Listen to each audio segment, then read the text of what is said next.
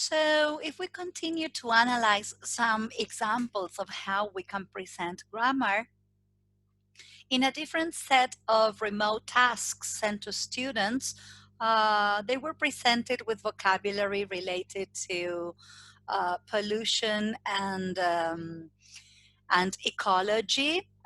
So some examples from the discussion questions were used for the presentation of grammar.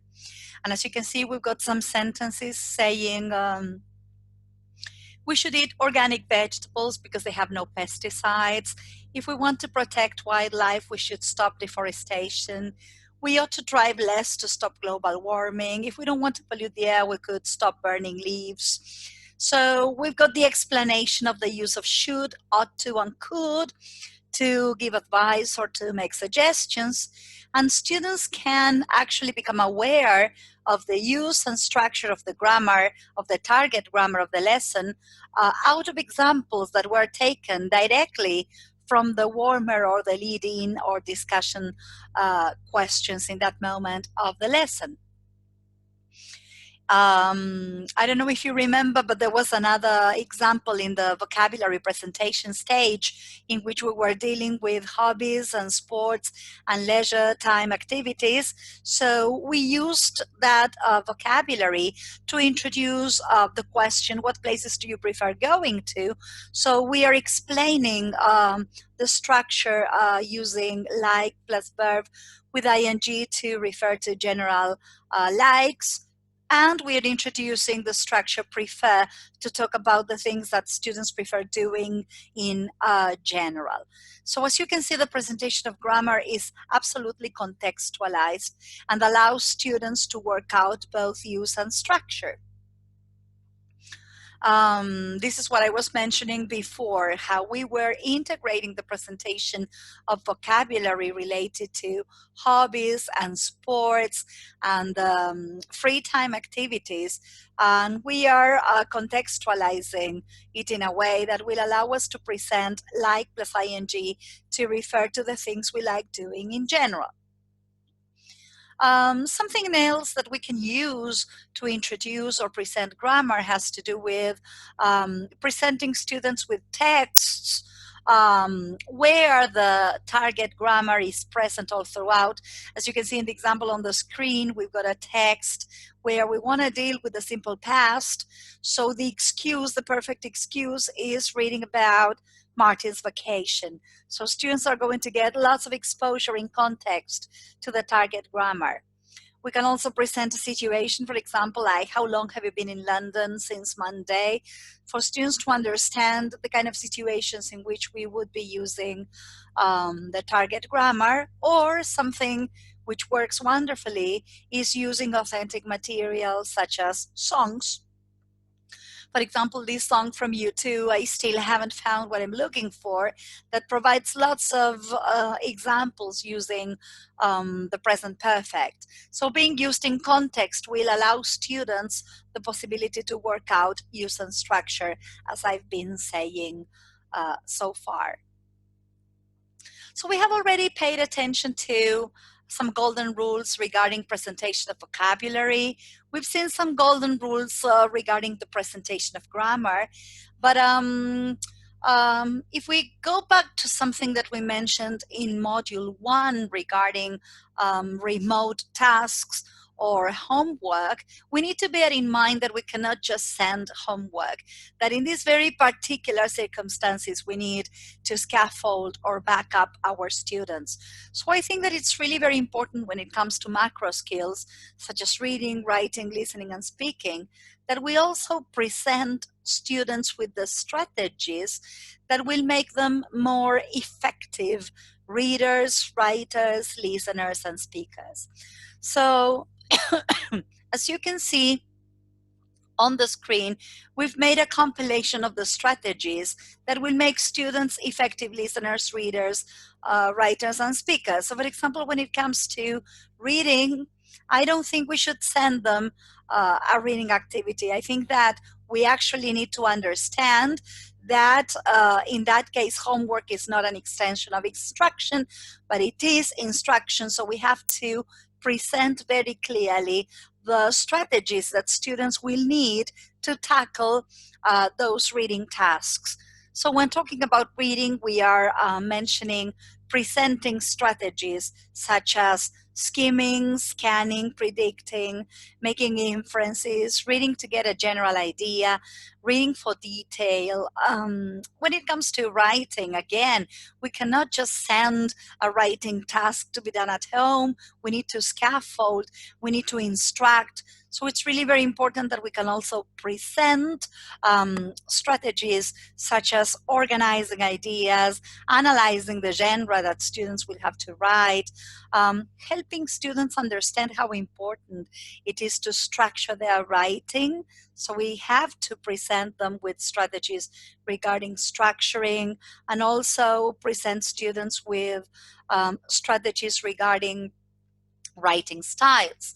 Same thing happens with speaking. It's not just practice speaking. We have to help them organize their ideas, organize what they are going to say. If they have to prepare an oral presentation, how can they structure that oral presentation? And with listening, last but not least, listening, same thing. It's not just sending students listening tasks to cope with. We have to scaffold by presenting the strategies that will make them more effective listeners. Again, skimming and scanning and listening to get a general idea, and then of course listening for detail.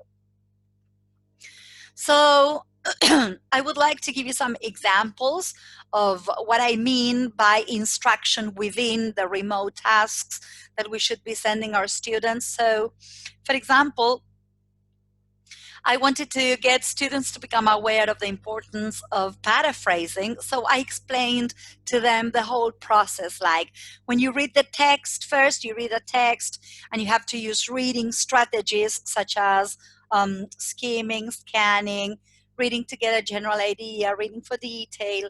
And then I tell them that it's very important that as readers that they extract key ideas, something which we call summarizing. And then I tell them that once they've got the most important pieces, the key information from the text, they have to use that in a whole new text, and that is called synthesizing. And I always tell them about the importance of not copying and pasting, but using their own words when they synthesize. So I mention explicitly the name of the strategy. I call it paraphrasing.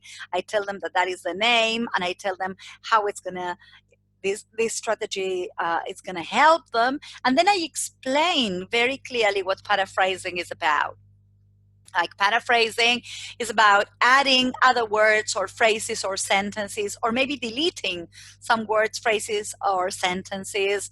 Paraphrasing has to do with using synonyms, not the exact words from the original text, but synonyms, or maybe they can use antonyms.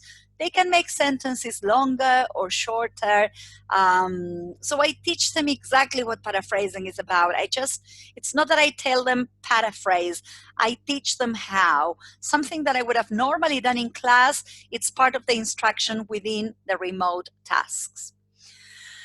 For example, in one of the remote tasks, students are expected to write a story, but before they do, they will be exposed to reading a story.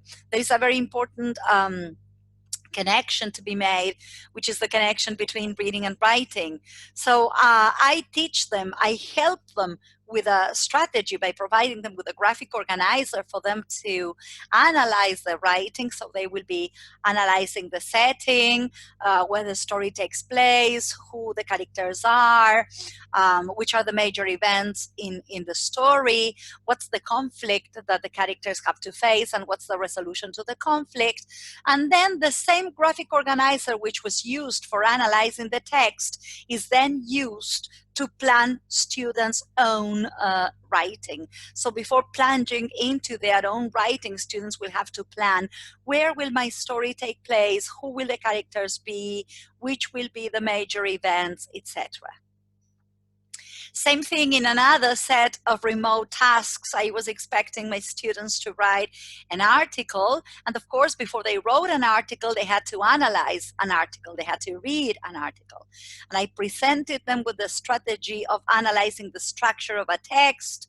And as you can see, they were, in this particular case, they were reading an article about a professor, the relationship between a professor and his dog called Hachiko. So as you can see, they analyzed the structure of the article, like there is an introduction and the paragraphs, and each of the paragraphs talking about something in particular, and then there was a conclusion.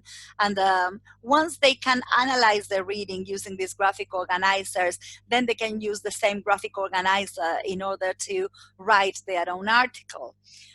In another set of remote tasks, students would be reading a text about the importance of math skills. So before plunging into the text, some personal questions for discussion were asked, like, do you believe math skills are important? Are you good at maths? So that students more or less, this is what we call the lead-in of a writing task, so that they get connected to the topic of the lesson.